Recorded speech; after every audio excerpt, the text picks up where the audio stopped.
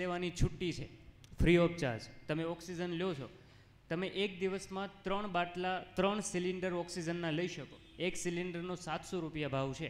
હિસાબ મારો, તમે એક દિવસમાં 2100 રૂપિયાનો ઓક્સિજન લો છો, એટલે એક વર્ષમાં તમે લગભગ 7 લાખ રૂપિયાનો લો, એટલે એક આખી લાઈફમાં એક માણસ 7 કરોડનો ઓક્સિજન મફતમાં વાપરી નાખે છે. એ સબૂત છે કે ઈશ્વર છે. આ વાત તમને એટલા માટે કરું છું કે દરેક વ્યક્તિના મનમાં આ દ્વંદ્વ હંમેશા ચાલતો રહે છે. ક્યારેક એક મન કહે છે કે યસ ભગવાન છે, એક મન કહે છે કે નહીં યાર ભગવાન નથી. એક વ્યક્તિ એમ કહે છે કે નહીં ભાઈ સત્યના માર્ગથી જ સફળતા મળી શકે, રૂપિયા કમાઈ શકાય, અને એક કહે છે કે નહીં રૂપિયાવાળો છે તો એણે નક્કી કંઈક ખરાબ કામ જ કર્યું હશે. આ બે મગજ છે. વાત હું તમને આધ્યાત્મની કરું છું કે આ જે સમગ્ર વસ્તુ તમે જોઈ, આ વિષય ઉપર મેં બહુ ઘણા વર્ષોથી, જ્યારથી સમજવા શીખ્યો ત્યારથી મેં આ કામ કર્યું છે. મારી બે પરિસ્થિતિ હતી, કાં તો ભગવાને પૃથ્વી બનાવી છે, મને ભગવાને બનાવ્યો છે, અને કાં પછી નથી બનાવ્યો.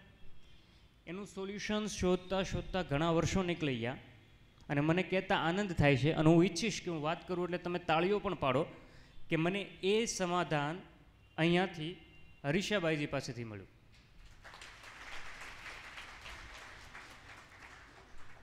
હું સાયન્સને અને સ્પિરિચ્યુઆલિટીને બંનેને અલગ અલગ સમજતો હતો. હું સમજતો હતો કે વિજ્ઞાન પણ અલગ છે અને આધ્યાત્મની દુનિયા પણ અલગ છે. પણ મને અહીંયા આવીને ખબર પડી કે આ બંને વસ્તુ એક જ રસ્તો છે. એક રસ્તો છે તો એક ગાડી છે.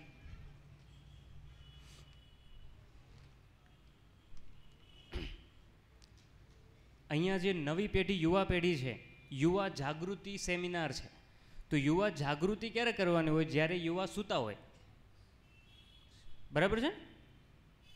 મેં તમને શરૂઆતમાં એક વાત કીધી હતી કે આપણે વાતચીત કરીશું. તમે અહીંયા ભાષણ સાંભળવા માટે નથી આવ્યા, તમે મારી સાથે વાત કરવા માટે આવ્યો છો. તો તમે એમ કહી શકો હા એમ, ઓકે. યુવા પેઢીને જાગૃત થવાની જરૂર છે. એનો એક સીધો મિનિંગ એ જ થાય કે યુવા પેઢી જાગૃત નથી, એટલે કે સુષુપ્ત અવસ્થામાં કે સૂતેલી છે. બરાબર? તો એ જાગૃતિ માટે અહીંયા જ્યારે વાત થાય છે,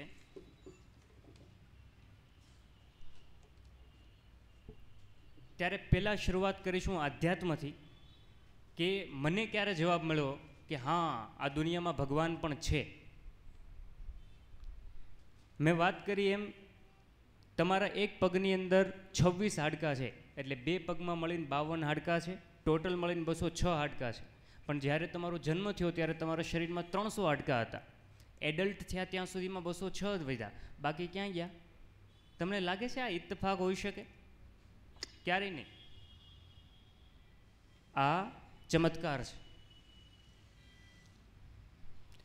આવી ઘણી બધી ઘટનાઓ રોજ તમારા જીવનમાં બને છે, જે હંમેશા એક અંગુલી નિર્દેશ કરે છે કે હા ઈશ્વર છે.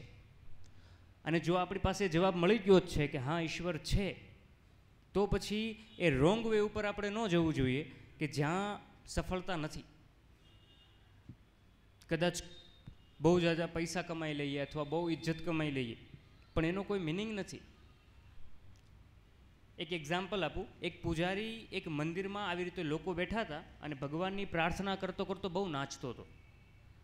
એટલે બધી ઓડિયન્સ વાત કરતી હતી, વાહ કેટલો ભગવાનનો ભક્ત છે, કેટલો નાચે છે, કેટલી એને ભગવાન પ્રત્યે શ્રદ્ધા છે. એટલે એ જ વાત થતી હતી. પછી જ્યારે એ પૂજારી ગયા એટલે પાછળ પાછળ અમે ગયા. એક્ઝામ્પલ છે ખાલી. તો એ પૂજારી પાછળ એક દિવસ આટો માર્યો, પૂજારી નાચ્યો નહીં. બીજા દિવસે પણ પાછળ પાછળ ગયા, બીજા દિવસે પણ પૂજારી નાચ્યો નહીં. પૂજારી પાછળ ત્રીજા દિવસે ગયા, ત્રીજા દિવસે પણ પૂજારી નાચ્યો નહીં. અમે પૂછ્યું કે કેમ તમે નાચ્યા કેમ નહીં? એટલે એણે કીધું કોઈ જોવાવાળું પણ જોઈએ ને, એકલા એકલા નાચીને પણ શું કામ છે? મીન્સ એ ભગવાન માટે તો નાચતો જ નહોતો. એ નાચતો હતો કે પબ્લિક છે, થોડી પબ્લિક હોય તો થોડું નાચે, વધારે પબ્લિક હોય તો નાચવાની ઓર મજા આવે. આજનો મોટા ભાગના વ્યક્તિઓ આ જ કરે છે. તમને ખબર પડી કે હા મંદિરે જવું જોઈએ તો મંદિરે જાઓ છો, પણ મંદિરે જવાનું કારણ તો ખબર જ નથી. અને પછી કોઈક સંઘર્ષનો સમય આવે ત્યારે એમ થાય કે નહીં યાર, ભગવાન કદાચ નથી.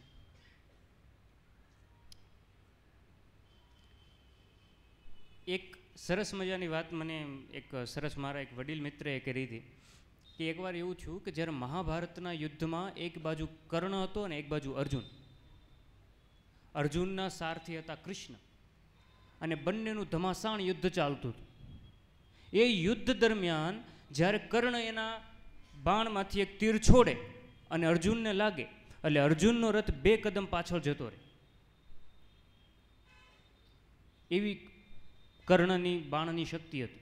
અને સામે અર્જુન બાણ મારે એટલે તીર જાય, અને જ્યારે કર્ણને લાગે એટલે કર્ણનો રથ 10 ડગલા પાછળ જતો રહે. આવું ઘણો સમય ચાલ્યું. એટલે એક અભિમાન આવ્યું એને, જેવું હંમેશા એક દરેક વ્યક્તિને ભ્રમ હોય છે કે હા ભ્રમિત થવાની વાત છે. તો એ અર્જુનને એ ભ્રમ થયો અને કૃષ્ણને કીધું કે હે કેશવ, જુઓ તમે તો એમ કહેતા હતા કે માત્ર એક જ ધનુર્ધર છે જે તારો મુકાબલો કરી શકે અને એ કર્ણ છે, પણ એ ખોટું છે. ભગવાનને એમ કહે છે કે તમારી વાત ખોટી છે, કર્ણ મારો કોઈ સામનો કરી શકે એમ નથી. તમે જુઓ હું કર્ણને માત્ર એક બાણ મારું છું અને કર્ણનો રથ 10 ડગલા પાછળ જતો રહે છે. એ મને એક બાણ મારે છે અને મારો રથ માત્ર 2 ડગલા જાય છે. એ સાબિતી છે કે મારા રથમાં મારા બાણમાં, મારા તીરમાં તાકાત છે. એટલે ભગવાન કૃષ્ણએ એને એક જવાબ દીધો કે પાર્થ, તું એક વાતનો વિચાર કર કે જો 14 બ્રહ્માંડનો માલિક ખુદ વિધાતા તારા રથ ઉપર હોય અને છતાં તારો રથ જો 2 ડગલા પાછળ જતો રહેતો હોય તો તું જ વિચાર કર કે વધારે શક્તિ કોના તીરમાં છે. આ સેમ પ્રોસેસ આપણી જીવનમાં પણ થતી હોય છે. જ્યારે માણસ આગળ વધતો હોય અથવા સંઘર્ષનો સામનો કરતો હોય. આજે સવારે અમે કારમાં આવતા હતા, મારી સાથે એક મિત્ર હતા સંદીપભાઈ પ્રજાપતિ કરીને, એણે એક યુવા જાગૃતિની બહુ સરસ મિસાલ આપી હતી કે યુવાન કોને કહેવાય. એણે કહ્યું કે જો શાંતિ હોય ને જીવનમાં શાંતિ, તો એ યુવાન ન હોય. જેના જીવનમાં રોજ સંઘર્ષ આવતો હોય અને રોજ સંઘર્ષ સાથે લડતો હોય તો એ યુવાન છે. એ યુવાનીની વ્યાખ્યાની જરૂર છે, એટલે યુવા જાગૃતિની જરૂર છે. અને આધ્યાત્મવાદ સિવાય, આધ્યાત્મિકતા સિવાય યુવા જાગૃતિ કદાચ કોઈ કે સંભવ છે તો હું 100% વિરોધ સાથે કહું છું એ પોસિબલ જ નથી. કારણ કે વગર બીજે કોઈ વૃક્ષ બની ન શકે. એવી રીતે આધ્યાત્મવાદ સિવાય ક્યારેય કોઈ યુવા જાગૃતિ ન થઈ શકે. અને આજે તમારી સમક્ષ એક મુદ્દો આવ્યો છે. આજે તમે અહીંયા બેઠા છો, લોકો બહાર પણ છે અને તમે લોકો અંદર અહીંયા બેઠા છો અને સાંભળો છો. મીન્સ કે તમે કોઈ લકી વ્યક્તિઓ છો. એકવાર કૃષ્ણ ભગવાને અર્જુનને કહેલું કે અર્જુન, હું તો કણે કણમાં છું, દરેક કણમાં હું છું. પથ્થરમાં પણ હું છું, વેદમાં પણ હું છું, પર્વતોમાં પણ હું છું, વૃક્ષમાં પણ હું છું, માણસોમાં પણ હું જ છું, પશુઓમાં પણ હું જ છું, અસુરોમાં પણ હું જ છું. અને અર્જુનના તો મિત્ર હતા એટલે અર્જુનને અંદરથી વિશ્વાસ થઈ ગયો કે ભાઈ તો મારે તો કોઈ સાથે ઝઘડવાની કોઈ ટેન્શનની વાત નથી, ચિંતાની કોઈ વાત નથી. મારી સામે કોઈ અસુર ઝઘડવા માટે આવશે તો એમાં પણ કૃષ્ણ છે તો મારે શું ડરવું. એકવાર બન્યું એવું કે અર્જુન જતો હતો અને પાછળથી એક ગાંડો હાથી થયો હતો. હાથી આવતો હતો એટલે 4 વ્યક્તિ આવીને અર્જુનને કીધું ભાઈ તું જોજે, આ હાથી ગાંડો થયો છે, મારશે એમ. એટલે અર્જુને તરત એને કીધું કે નહીં નહીં, કે મારે ચિંતાની જરૂર નથી, ચિંતા તમે કરો એમ. એની અંદર તો કણે કણમાં ભગવાન છે ને ભગવાન મારા મિત્ર છે એમ. પણ થોડી વારમાં જે હાથી આવ્યો અને અર્જુનને પછાડી દીધો. અર્જુનને વાગી ગયું. અર્જુન ઘરે જઈને પાર્થ કૃષ્ણ ભગવાન ઉપર ખીજાયા કે કેશવ, તમે મારી સાથે દગો કર્યો છે, મને ખોટું કીધું છે તમે કે કણે કણમાં તમે છો એમ. આ જે પેલો હાથી આવ્યો એની અંદર તમે હતા તો તમે મને માર્યું કેમ. ભગવાને બહુ નાનકડી સ્માઇલ દેતા સરસ મજાનો જવાબ દીધો કે પાર્થ, તું વિચાર કર, જો હું એનામાં હોત તો એ હાથી ગાંડો થાત. હું ત્યારે એનામાં નહોતો, ત્યારે હું ઓલા 4 વ્યક્તિઓમાં હતો જે તને કહેવા આવ્યા હતા કે તું જોજે મારશે. તો સેમ છે, કદાચ અહીંયા જે મહાનુભાવો તમને કંઈ કહેવાના છે, કદાચ એમાં અત્યારે ભગવાન હોય ને તમારી સુધી વાત પહોંચાડવા માગતા હોય, જેનાથી તમારા જીવનના સંઘર્ષમાંથી તમે ઉગરી શકો, જીવનની લક્ષ્ય શું છે સુધી પહોંચી શકો, કદાચ જીવનના સુખ સુધી પહોંચી શકો. તો એક વિનંતી જતાં એક ચોક્કસ કરીશ કે અહીંયા જે વાત થાય છે એ મહાનુભાવોની વાત સ્પેશિયલી તમારા સુધી પહોંચે છે, મીન્સ તમે લોકો કરતાં તો અલગ જ છો. તો વિચારો અને અમલ કરો. ફિઝિકલ વાત મેં તમને કરી કે ભાઈ તમારી શરીરની અંદર આટલા હાડકાં છે ને આમ છે ને આટલું લોહી ફરે છે ને 6 લીટર બ્લડ હંમેશા ફરતું રહે છે, પણ મેન્ટલી શું? કદાચ ઘણાને ખબર હશે હું માઇન્ડ પાવર ટ્રેનર છું. એક એક્ઝામ્પલ આપું, નહીંતર તમને એમ થશે કે માઇન્ડ પાવર ટ્રેનર આવીને માઇન્ડની તો કોઈ વાત ન થઈ એમ. ઇન્ડિયામાં ઘણી બધી નદીઓ છે, એમાંથી અમુક નદીઓનું નામ બોલું છું, તમને પસંદ પડે તો છેલ્લે તાળીઓ પાડજો. કનકાવતી, કાળુભાર, કીમ, ખારી, ઘેલો, ઘી, ગાતરવાડી, સરસ્વતી, સીપુ, સાસોઈ, શનિ, શિંગોડો, શેત્રુજી, સુખભાદર, સેઢી, ઢાઢર, તાપી, નર્મદા, નાગમતી, પાર, પૂર્ણા, પાનમ, ફાલ્કુ, ફુલઝર, બનાસ, બ્રાહ્મણી, ભૂખી, ભાદર, ભોગાવ, મચ્છુ, મચ્છુદરી, માલણ, મીંઢોળ, મહી, મહોર, માજમ, મેશો, આજી, ઓજત, ઔરંગા, અંબિકા, ઓરસંગ, રૂકમાવતી, રૂપેણ, રાઘવ, રંગોળી, હાથમતી, હિરેણ, વિશ્વામિત્રી, વાત્રક, કૃષ્ણા, કોસી, કેન, કાવેરી, ગંગા, ગંડક, ગઢ, ગોમતી, ગોદાવરી, કસાન, ચિનાબ, ઘાઘરા, સિંધ, સિંધુ, શારદા, સોન, ચંબલ, સપ્તકોશી, જેલમ, તુંગ, તુંગભદ્રા, દિબાંગ, પદ્મા, પેનગંગા, પેન્નેરુ, બિયાસ, બેતવા, બ્રહ્મપુત્રા, ભદ્રા, મહાનદી, મેઘના, યમુના, અવધ, રાવી, રાપ્તી, રોહિલકંડ, હીરાકુંડ, હુગલી, લુણી, વેગઈ, વર્ધા, વેનગંગા, ઇન્દ્રાવતી, સંકોચ, કાલી, પન્ના અને આગળ પણ ઘણી બધી છે.